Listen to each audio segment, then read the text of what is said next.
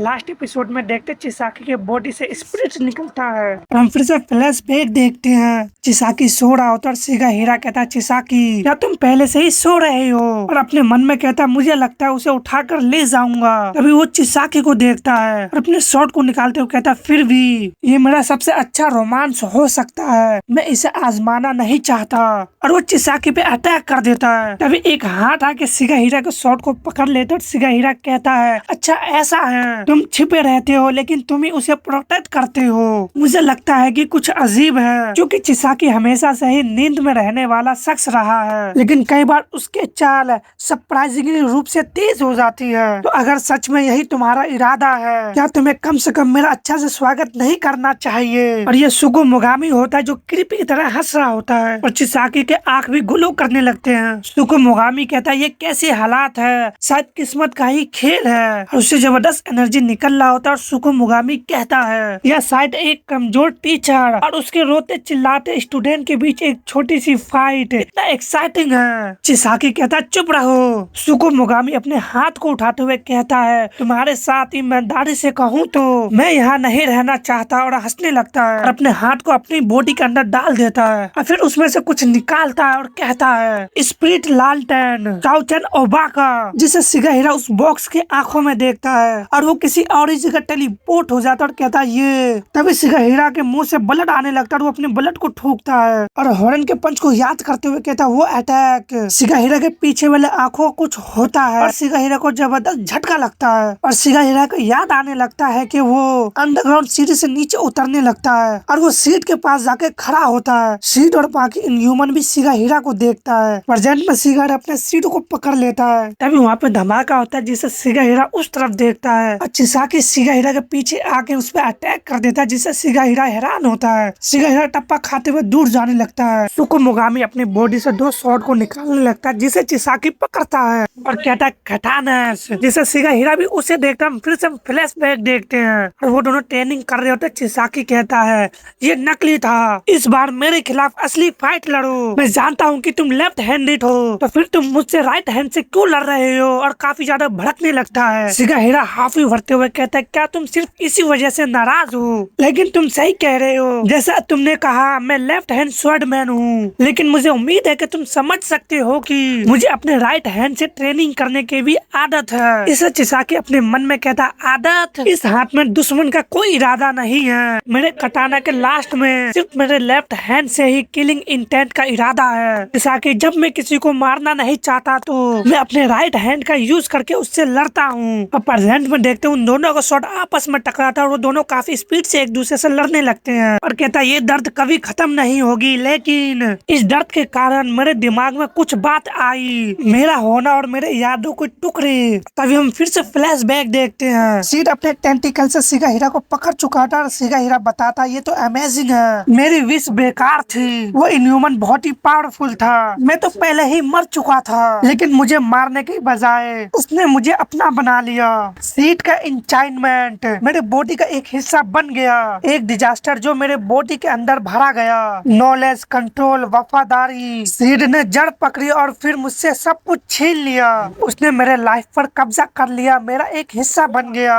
जब वो seed destroy हो जाएगा तो मेरा दिल फाइनली रुक जाएगा। अब जब मेरे मन में सब कुछ ठीक हो गया है, अब मुझ में जरा सा भी पावर या विरोध बाकी नहीं रहा। और वो दोनों अभी भी लड़ रहे होते हैं और शिगाहिरा बता रहा होता है, मुझे उस इनह्यूमन ने पकड़ लिया था और एक हत्यारा बन गया, लेकिन हालांकि मुझे नहीं पता था कि मैं क्या कर रहा था। मैंने पहले ही किसी की जान ले ली है, हालांकि मैं होश में नहीं था और उसके ऑर्डर को मना नहीं कर सकता था। मुझे लगता है कि मैं समझ गया हूँ कि उन्होंने उसे पकड़ने की कोशिश क्यों की। मेरी बेहोशी के बावजूद मैं बेताब था। ये शरारती रोशनी सच में मुझे इल्यूजनेशन कर देती है। अब डार्कनेस की पावर उधार ले लो ताकि मैं उसका सामना कर सकूं। तभी चिसाकी हैरान होता है क्योंकि शिगाहिरा जमीन पर गिर जाता और कहता है, तुम्हारे अंदर बहुत ही सुधार हुआ है चिसाकी। चिसाकी बार बार आवाज लगाने लगता है, सैम से। और शिगाहिरा कहता, अब तुम और मैं बराबर हूँ, लेकिन हमारे मतभेद हेवन और पृथ्वी के समान है। तुम बहुत बड़े हो गए हो चिसाकी। और शिगाहिरा अपने मुंह से ब्लड को ठोकता है और चिसाकी के आंखों में भी आंसू होता है। और शिगाहिरा कहता है, हमारे पास ज्यादा समय नहीं बचा है, इसलिए मेरी बात ध्यान से सुनो। हम सभी गलतियां कर बढ़ते हैं। जैसे जैसे हम बड़े होते हैं और चीजें आगे बढ़ती रहती है। चिसाकी कहता वो,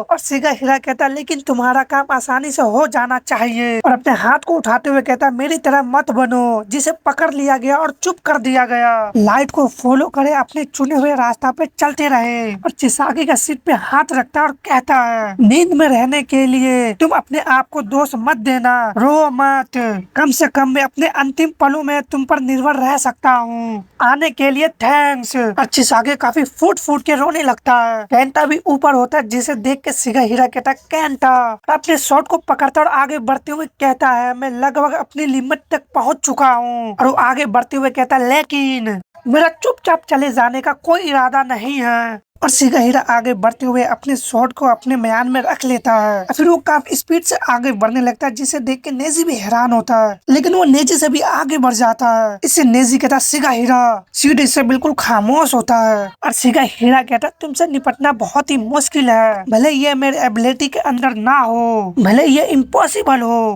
मैं तुमसे छुटकारा पाना तय कर ही लूंगा। तभी सीड कुछ करता है जिसे शिगाहिरा का थर्ड आइज चमकने लगता है और शिगाहिरा वहीं पे रुक जाता है। शिगाहिरा के ऊपर एक टेंटिकल से अटैक होता है, लेकिन शिगाहिरा किसी तरह से खुद को संभालने लगता है और वो टेंटिकल शिगाहिरा पे अटैक कर देता है और कहता है टॉर्नेडो वेव, क्योंकि वो टेंटिकल शिगाहिरा के बॉडी को जकड़ने लगता है जिससे उसके बॉडी से ब्लड निकलने लगता है। लेकिन हमें पता चलता है ये शिगाहिरा ही कर रहा होता है और वो टेंटिकल के बॉडी को टुकड़े टुकड़े कर देता है। तभी और भी कई सारे टेंटिकल उसके तरफ बढ़ने लगते हैं। शिगाहिरा उन सभी को देखता और अपने आप को तैयार करता है और वो सारे टेंटिकल शिगाहिरा पे एक साथ अटैक कर देता है। और हम फिर से एक फ्लैशबैक देखते सीड शिगाहिरा को देखते हुए कहता क्या तुम मजाक कर रहे हो, ये तुम्हारे लिए कितना अच्छा दिन है सुपर ह्यूमन, तुम्हारे लास्ट शब्द के लिए मुझे बताओ। शिगाहिरा कहता मेरा नाम शिगाहिरा है। और कहता इंसान की विल ये कोई आसानी से टूटने वाली चीज नहीं है। और हम सीड की जगह को देखते जहाँ पे काफी सारा ब्लड होता है और कहता है आज तुमने जो कुछ शुरू किया है उसके नतीजा को संभालना होगा, वो आंखें। और प्रेजेंट में शिगाहिरा उन सभी टेंटिकल से बच जाता है और जमीन पे आके लैंड करता है और आगे बढ़ते हुए कहता वो नजर अनशेकेबल है, मुझे माफ करना। तभी सीड अपने हाथों को उठाता है जिससे उसके आंखें फिर से ग्लो करने लगता है। सीड अपने पंच को बंद करता है जिससे शिगाहिरा को कुछ होने लगता है और उस आइज में भी दरार आने लगता है और तभी उसके आइज टूट जाते हैं।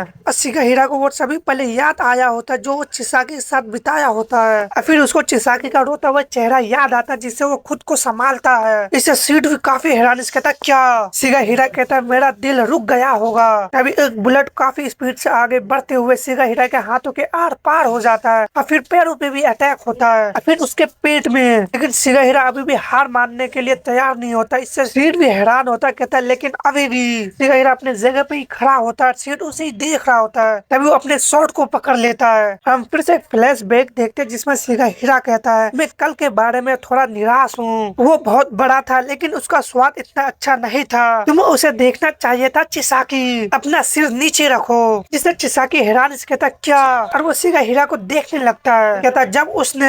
और हम देखते शिगाहिरा एक ही बार में पूरे बम्बू फॉरेस्ट को निपटा देता है और कहता finally sword energy last stage पर है। ये वो जगह है जहाँ शुरुआत को देखा ही नहीं जा सकता, बिगनिंग को देख पाने में समर्थ होना। इसका मतलब है कि वो अपने पीछे आने वाले हवा को नहीं देख सकता। और प्रेजेंट में कहता कब क्या वो काटना है? तभी सीड का आधा बॉडी कट जाता है और कहता एक्सट्रीम अनसीड, जिसे वहाँ से जबरदस्त एनर्जी निकलती है। और शिगाहिरा कहता प्योर टैलेंट। इससे चिसाकी भी काफी हैरान होता है, कहता अंकल। हम देखते शिगाहिरा अपने घुटने पे आ जाता है, फिर वो नीचे की ओर गिरने लगता है। तभी को उसे अपने हाथों से रोक लेता है और ये सैंड पैरल होती है। सैंड पैरल शिगाहिरा को देखती है और हम देखते शिगाहिरा मर चुका होता है। इससे पैरल शिगाहिरा के आंखों को बंद कर देती है। हम देखते नेजी सीट के सामने खड़ा होता है लेकिन सीट का आधा बॉडी डिस्ट्रॉय हो चुका होता है। इससे नेजी अपने मन में कहता कुछ ठीक नहीं है, उसकी टेंटिकल पीछे हट रही है लेकिन उसका सिर गायब है, क्या वो जलकर राख हो गया?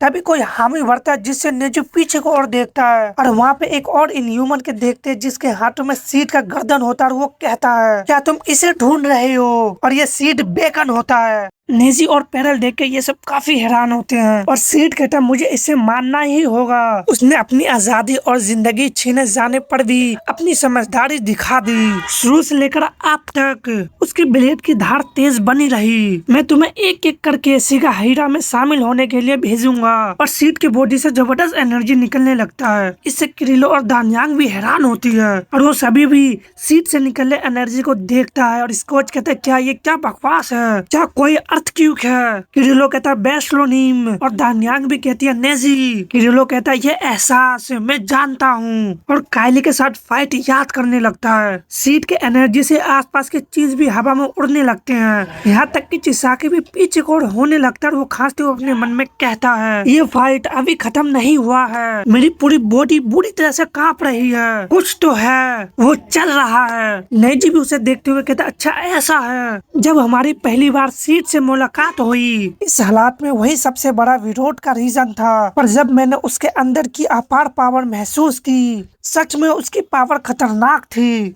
ये हमारे लिए संभालने लायक नहीं था, लेकिन उसका ऑरा उसके लेवल पे नहीं थी जैसा मैंने पहले महसूस किया था जब मेरा सामना बेहमोट से हुआ। पर अब आखिरकार वो हो ही गया। ये इंटेंस प्रेशर ये निश्चित रूप से सीड की असली बॉडी है। सीड अपने पिछले बॉडी पार्ट को फेंकते हुए कहता है ये पहली बार है जब हम में से किसी ने सुपर ह्यूमन के खिलाफ कदम उठाया है। इससे पैरल और नेजो उसे देखने लगता है और वो अपने पुराने बॉडी के सिर पे लात मारते हुए कहता है यार इतने लंबे समय के बाद धूप में बाहर निकलना बुरा नहीं है, लेकिन उसे मारना ऐसी बात नहीं है जिसे मैं आसानी से नजरअंदाज कर सकूं। नेजी कहता मैं जानता था सीड जिसका हमने पहले सामना किया था ये तो बस एक खाली सेल था, एक अंकुर जिसे नीचे मौजूद बीज जाल और कंट्रोल कर रहा था। हाँ वो इनह्यूमन जिससे हम पहले मिले थे असल में वो असली बॉडी का एक कठपुतली था। और हम कुछ समय पहले का सीन देखते हैं जब सिगाहीरा आगे की ओर बढ़ने लगता है और वो कहता है नेजी, जिससे नेजी सिगाहीरा को देखता है और नेजी के पास पहुंचते हुए कहता है अगर मैं सफल हो जाऊं बाकी मैं तुम पे छोड़ता हूं और प्लीज चिसाकी का ध्यान रखे। और वो सीट की तरफ आगे बढ़ने लगता है जिससे नेजी कहता सिगाहीरा। और प्रेजेंट में देखते नेजी सिगाहीरा को बॉडी को देख रहा होता है। हम फिर से एक फ्लैशबैक देखते जहाँ पे नेजी और सिगाहीरा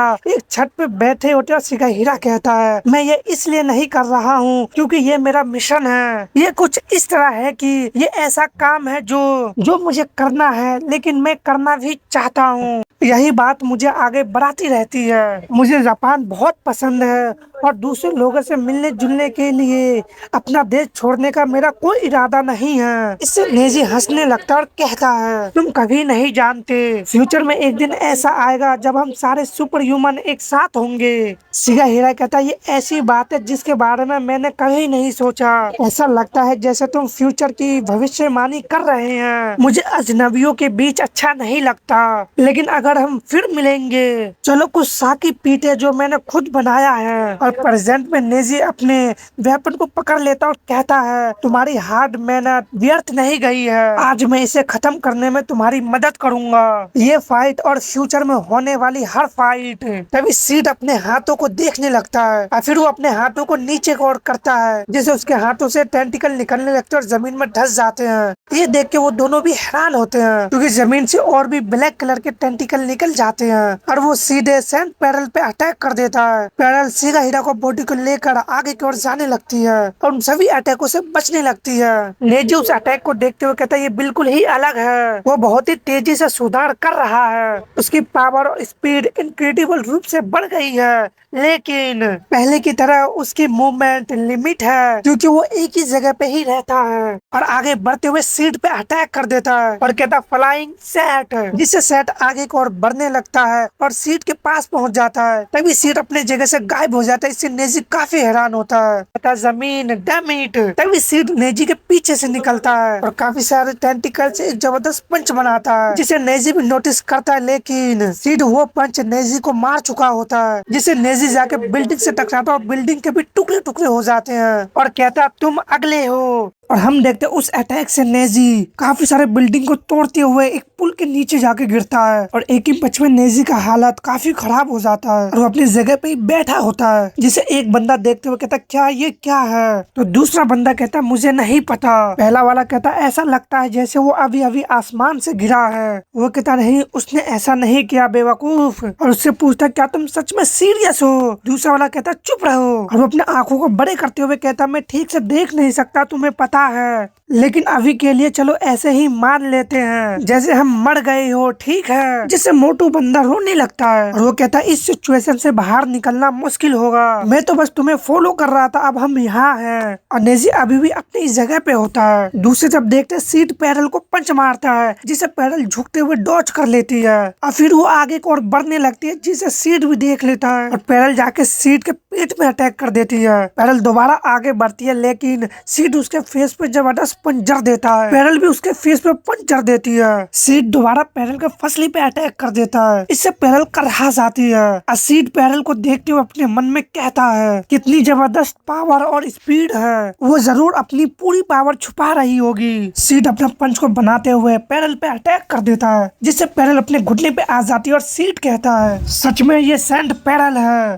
और पैरल को वो पल याद आता है जब वो गैलन की कटे हुए सीट को देखती है। सीट अपने टेंटिकल से अपने पंच को और भी स्ट्रॉन्ग करने लगता है और उससे पैरल पे दोबारा अटैक कर देता है। इस पंच से पैरल जमीन पे आ जाती है और अपने आप को संभालती है और उसे जेनी का बात याद आता है कि ये ठीक है पैरल। और वो जेनी के उस हालात को याद करने लगती है जब वो हिंस के अंदर खुद को बंद कर लेती है। सीट दोबारा अपने पैरों से अटैक करता है और पैरल को नीचे को दबाने लगता है। फिर पैरल सिगाहीरा के आंखों को बंद करती है, वो याद आता है और पैरल का सिर सीट के पैरों के नीचे होता है। पैरल कहते वो एक स्वॉर्ड मैन था। इससे सीट हैरान होती है और पैरल कहता और तुम, और जमीन से खड़ी होने लगती है। फिर उठते हुए सीट के फेस पे पंच जड़ देती है, जिससे सीट के फेस पे उसका पंच का छाप बन जाता है और सीट नीचे को गिरने लगता है। और सीट अपने टेंटिकल से खुद को रोकता है और टेंटिकल को आगे को झटकता है, जिससे काफी सारे वॉर्म बाहर आते हैं और पैरल की तरफ बढ़ने लगते हैं। पैरल ऊपर को उड़ने लगता है, उसके बॉडी से भी एनर्जी निकलने लगती है और अपने हाथ को ऊपर को उठाती है, फिर अपने हाथों को नीचे को करने लगती है, जिससे काफी सारे एनर्जी अटैक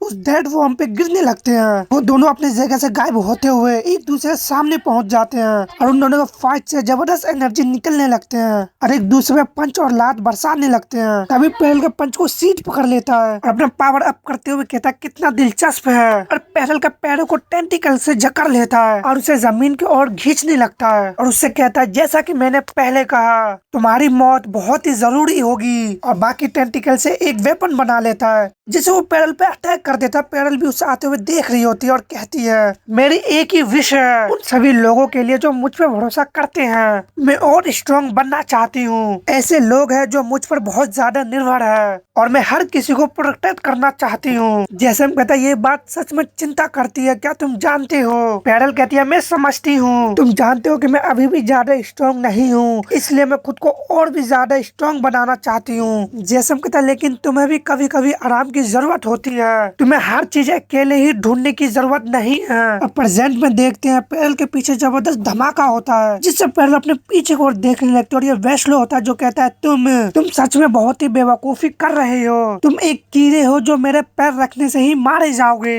अच्छे मौत के बारे में सोचना भी मत। अभी चिसाकी भी आ जाता और कहता सीड तुम मेरे अंकल के दुश्मन हो, और कहता सुगो मुगामी। दूसरी तरफ देखते हैं जहाँ पे नेजी गिरा होता वहाँ की जमीन भी हिलने लगता है, जिससे वो दोनों कहता नहीं नहीं अभी क्या हो रहा है। मोटू कहता बिल्डिंग फिर से हिलने लगी है, किसी भी पल गिर जाएगी, हम क्या करें। दूसरा कहता चुप रहो, हमें बस यहाँ से निकल जाना है, अगर रोते रहोगे तो हम मारे जाएंगे। वो झांकते हुए कहता रुको। तभी वो अपने सामने देख के काफी हैरान होता और कहता क्या, क्योंकि हम ब्लैक मिरर को देखते वो बंदा कहता है ये क्या नर्क है। और नेजी ब्लैक मिरर के साथ पूरा फ्यूज हो चुका होता है, इससे वो बंदा काफी डर जाता है और पिलर के पीछे छुप जाता है। मोटू कहता क्या हुआ। वो बंदा कहता फाइनली मुझे समझ में आ गया है, सब कुछ हिल रहा है और बिल्डिंग गिरने वाला है, इसका रीजन यही है। जिससे मोटू काफी हैरान होता क्योंकि नेजी उन दोनों के सामने होता है, जिससे वो कहने लगते नहीं नहीं। नेजी उन्हें घूर के देखता और और हम फिर से एक फ्लैशबैक देखते हैं जिसमें सीड कहता तुम यहाँ क्या कर रहे हो कलबास। कलबास कहता सीड।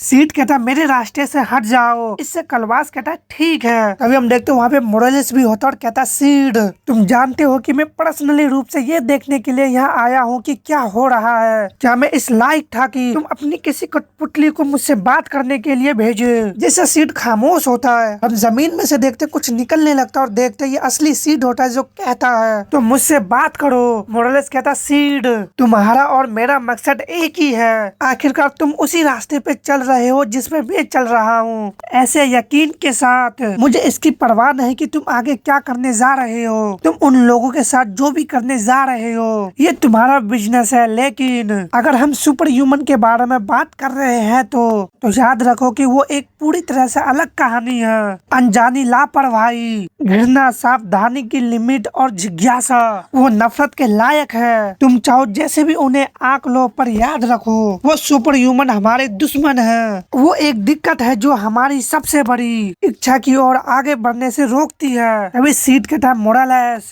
जिससे मोरलेस सीड को देखने लगता और सीड कहता है मैं तुम्हारे राय से सहमत नहीं हूँ। मैं उनसे नहीं डरता। मोरलेस कहता बेशक तुम यही कहोगे क्योंकि जब तुम सोचते हो कि हम इस प्लेनेट पे सबसे एडवांस बीइंग है, लेकिन अगर तुम इसी पर यकीन करते रहे तो जो तय नहीं हुआ है। जब पावर की बात आती है तो हमारा पलड़ा भारी होता है। वो बात तो खुद ही और सच्ची है, लेकिन कुछ और भी है जिसे हमें नजरअंदाज नहीं करनी चाहिए। हम और सुपर ह्यूमन हम दोनों एक ही जैसे हैं। हम दोनों यूनिक बीइंग हैं जो इस दुनिया की भाग्य तय करेगी। लेकिन प्रेजेंट में हमारे बीच स्पष्ट अंतर है। प्रेजेंट में देखते सीड के सामने चिसाकी, बेस्लो और पैरल होते हैं। तभी सीड अपनी जगह से गायब हो जाता है जिससे वो तीनों हैरान होता है और पैरल कहती है बी केयरफुल वो जमीन के अंदर है। तभी वो चिसाकी के पीछे से निकलता है, लेकिन जब तक चिसाकी पीछे मुड़ के देखता सीड उस पर अटैक कर चुका होता है जिसे वो अपने दोनों हाथों से ब्लॉक करने की कोशिश करता है। लेकिन चिसाकी के दोनों हाथ टूट जाते हैं और एक ही अटैक में चिसाकी का दोनों हाथ बेकार हो चुका होता है और चिसाकी अनकॉन्शियस होने लगता है और सीड अपने पैरों से अटैक कर देता है जिसे सुकुमुगामी आके चिसाकी को बचा लेता है। सुकुमुगामी को इस अटैक से ज्यादा फर्क नहीं पड़ता। ये देख के सीड भी हैरान होता है। बेस्लो भी अटैक करते हुए कहता बस बहुत हुआ और सीड पे अटैक कर देता है जिससे वहाँ पे धमाका होता है। बेस्लो का पंच आगे बढ़ते हुए सीड के फेस पे जाके लगता है। इससे सीड का राज आता है, लेकिन वो बेस्लो को भी अपने टेंटिकल से लिपटने लगता है और बेस्लो को पूरी तरह से जकड़ लेता है और सीड अपने जाइंट पंच को बनाते हुए बेस्लो को फेस पे अटैक कर देता है। लेकिन पैरल आके उस पे अटैक कर देती है। बेस्लो भी पीछे को और गिर रहा होता है। पैरल का अटैक उसके फेस पे हुआ होता है। फिर से फ्लैशबैक देखते हैं और सीड मोरलेस से कहता है तुम क्या कहने की कोशिश कर रहे हो। मोरलेस कहता है इंसान और सुपर ह्यूमन वो हमारा मुकाबला नहीं कर सकते। कोई भी बीइंग हमसे आगे नहीं निकल सकता।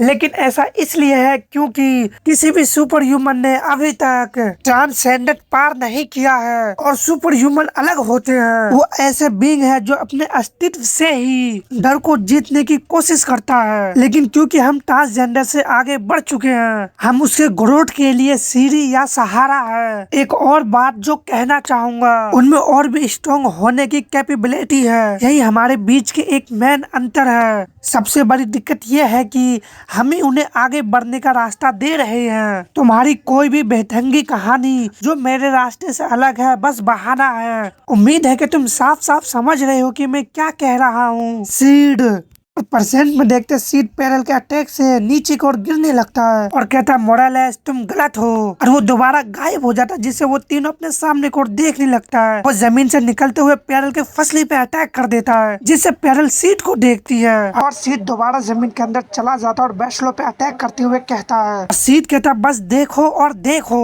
तभी सीड बेस्लो के पैर को जकड़ लेता है फिर उसके तरफ बढ़ते हुए उस पे अटैक कर देता है जिससे बेस्लो पीछे की ओर गिरने लगता है। ये सब देख के सुकुमुगामी हंसने लगता और कहता फाइनली हाइड एंड सीक मेरा फेवरेट गेम है। चिसाकी भी कहता सुकुमुगामी। तभी अपने बॉडी के अंदर हाथ डालता है और एक पोटली बाहर निकालता है। वो पोटली डर से कांप रहा होता और कहता मैं ही क्यों। सुकुमुगामी कहता बताया तो एक समय ऐसा आएगा जब तुम जैसे बेकार आदमी काम आएगा। Water demon. उस पोटली से काफी सारा पानी बाहर निकलने लगता और कहता कोमियासा। वो पानी को देख के चारों के चारों काफी हैरान होते हैं। तभी चिसाकी पानी को टच करता है और अपने घुटने पे होता और कहता क्या ये सिर्फ पानी है, लेकिन ये अलग लगता है और ये बिल्कुल साफ है। और सुकुमुगामी हंसते हुए कहता तो फिर खेल शुरू हो जाए। सीड और वो सभी एक तरफ होते हैं, दूसरी तरफ उन दोनों बंदे को देखते जो अपने घुटने पे होता है। जब वो लोग अपने ऊपर को और देखते हो तो कहते ये क्या बकवास है, क्योंकि वहाँ पे नेजी नहीं होता। कहता अभी हुआ क्या? पैरल अपने मन में कहती है एक घोस्ट की चीज चारों ओर उड़ती सारी धूल अब मिट गई है और मेरी नजर अब साफ है। मेरे पैरों के नीचे ये ट्रांसफॉर्म लिक्विड नीचे की जमीन साफ दिख रही है। क्या ये सच में पानी है या कुछ और? इतनी बड़ी जगह बनाकर माहौल की नेचुरल बदल देने वाली ये पावर, शायद ये एक इल्यूजन है। तभी चिसाकी खांसने लगता है, उसके मुंह से ब्लड निकलने लगता है। इससे पैरल उसे देखता है। चिसाकी हाफते हुए कहता मेरा पूरा बॉडी। सुकुमुगामी हंसते हुए कहता मैं इसमें कुछ नहीं कर सकता, शायद मैं थोड़ा ज्यादा लालची था। हम इतने खिलौने के साथ बहुत लंबे समय से खेल रहे हैं। पैरल कहती है तुम्हारा नाम क्या है? इससे कहता चिसाकी। पैरल अपने मन में कहती है स्वॉर्डमैन के अप्रेंटिस चिसाकी, हमारे साथ लड़ने के लिए थैंक यू। प्लीज इस जगह को चालू रखे, मैं लड़ूंगी और तुम्हें प्रोटेक्ट करूंगी। हम हेल्पलेस थे, हमें नहीं पता था कि कब वो जमीन के नीचे से हमला कर देगा, लेकिन तुम्हारे तैरते दोस्तों का थैंक्स। ऐसा लगता कि हमारे बचने की संभावना बढ़ गई है। इससे सुकुमुगामी हंसते हुए कहता है मेरा मतलब तुम पर ठंडा पानी डालने का नहीं है, लेकिन ये कुछ और नहीं कर सकता। हाँ ये कामे ओसा एक बेकार बेवकूफ है। कामे ओसा कहता मुझे नीचे उतारो। सुकुमुगामी कहता मैं इस बेवकूफ से और ज्यादा सच में पावर की उम्मीद नहीं कर सकता, सिवाय इसके कि तुम पर थोड़ा पानी छिड़क दिया जाए। आखिरकार यही तो उसके टैलेंट की लिमिट है। पैरल लड़ने को तैयार होती है और कहती है बस बहुत हुआ।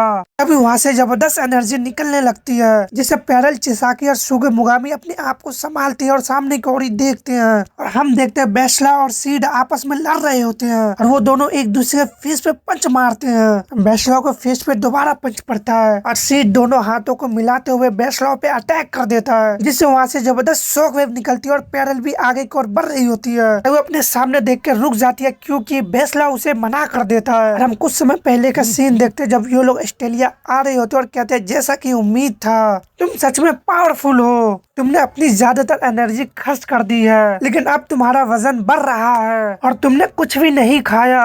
ये किस प्रकार का सिद्धांत है? बेस्लाव कहता मैं नहीं जानता बेवकूफ। और तुम कौन सा सिद्धांत तुम्हें ये बेवकूफा भरा व्हीकल बनाने पे मजबूर करता है? बेस्लाव कहता है बस बेकार की बातें बहुत हुई, तुम्हारी कंडीशन कैसी है, तुम ठीक हो? किरिलो कहता हाँ, अपनी आंखें बार बार खोलते हुए और थोड़ी पावर बिखरते हुए अपनी रिकवरी और उड़ने की पावर बढ़ा पाया हूँ, लेकिन प्रोग्रेस स्लो है, जिससे हमारे लिए स्पीड से आगे बढ़ना मुश्किल हो रहा है। बेस्लाव कहता है जो तुमने किया वो जुआ था, लेकिन थैंक गॉड तुम्हारी प्लान फेल नहीं हुई। मैं कितने समय तक बेहोश रहा? किरिलो कहता बस कुछ मिनट। बेस्लाव मुझे मनमानी ढंग से आगे बढ़ने के लिए माफ करना, लेकिन ये एक खतरनाक सिचुएशन थी। बेस्लाव कहता क्यों? किरिलो कहता खैर मैंने तुम्हें टेलीस्कोप क्यों नहीं दे दी, लेकिन सबसे पहले मैं तुमसे एक सवाल पूछता हूँ, वो इनह्यूमन जिसके खिलाफ आपने फाइट की वो कैसा था? बेस्लाव कहता मुझे उसे मार डालना चाहिए था, लेकिन ये पहली बार था। मैंने सोचा कि मैं लड़ते हुए मारा जाऊंगा, अगर और भी ज्यादा होता। किरिलो कहता मुझे यकीन है कि उनमें से और भी थे। जब मैंने उन्हें टेलीस्कोप से देखा उनमें से 4 थे, किसी स्पेसिफाइड जगह की ओर जा रहे थे। बस उन्हें अपनी आंखों से देखकर ही मैं उनके इनक्रेडिबल पावर से डर गया। बेस्लाव आपने सही किया, कभी कभी ऐसे सिचुएशन में पहले सब कुछ बता देना जोखिम भरा होता है। आपने सोच समझ के चुप रहना चुना, इसलिए मैंने पहले नहीं बताया। तो तुम्हें क्या लगता है उस समय मेरा फैसला गलत था? बेस्लाव अगर मैंने तुम्हें बताया होता तो तुम क्या करते?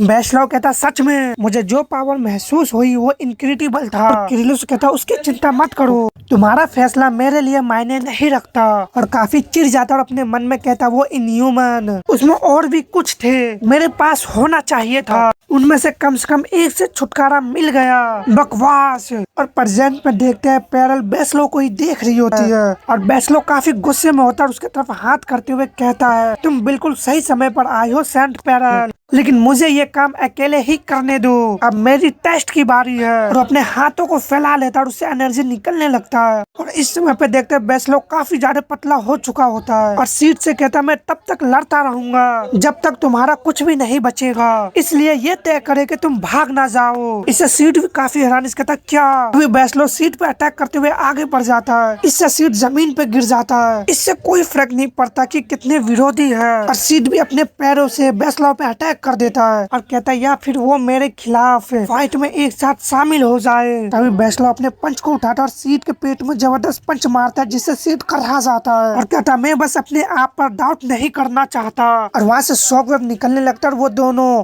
एक दूसरे पे पंच का बरसात करने लगते हैं जिससे वहाँ से एनर्जी निकलने लगता है और बेस्लो सीड पे पंच का बरसात कर देता है जिससे सीड का हालत काफी खराब होने लगता है और बेस्लो अपने पंच में पूरी जान लगा देता है। हम कुछ समय पहले का सीन देखते हैं। अली जमीन पे पड़ा होता है और बेस्लो उसके सामने खड़ा होता है और कहता है अली चिंता मत करो, मैं तुम्हारा नाम याद रखूंगा। और कहता है ये एक अच्छी फाइट नहीं थी अली, सौभाग्य से असली अली ने इसे पर्सनली रूप से नहीं देखा, लेकिन मैं तुम्हें बताना चाहता हूँ कि तुम एक स्ट्रॉन्ग शख्स हो और तुमने काफी अच्छी फाइट लड़ी। अब तुम आराम कर सकते हो हमारी अधूरी फाइट से। अब प्रेजेंट में सीड और बेस्लो दोनों एक दूसरे के फेस पे पंच मारते हैं और कहता मैं तुम्हें याद करूंगा। और सुकुमुगामी हंसते हुए कहता है जैसा कि उम्मीद थी, मुझे नहीं लगता कि अभी हमारे पास कोई जगह है, क्या ये सही नहीं है चिसाकी। इससे सुकुमुगामी हंसने लगता है और एक तरफ देखता है। चिसाकी भी कहता कामियोसा क्या गलत है। कामियासा घबराने लगता है, उसके पसीने छूट रहा होता है कुछ,